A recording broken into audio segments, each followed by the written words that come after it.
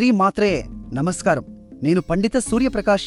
19 మార్చి 2026 నాడు ఉగాది పర్వదినంతో శ్రీ పరాభవనామ సంవత్సరం ఆరంభమవుతోంది. ఈ సంవత్సరానికి అధిపతి కుజుడు, అంటే మార్స్ గ్రహం.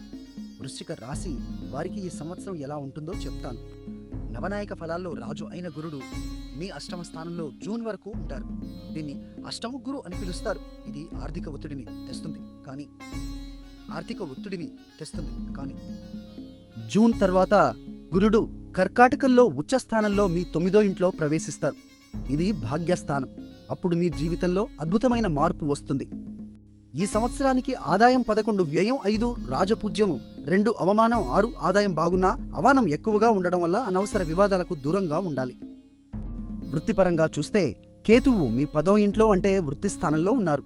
ఇది కెరీర్లో అసంతృప్తిని కలిగించవచ్చు. కానీ జూన్ నుండి అక్టోబర్ వరకు గురుడి కృప వల్ల పెద్దల సహాయం, మెంటార్ల మార్గదర్శనం లభిస్తుంది.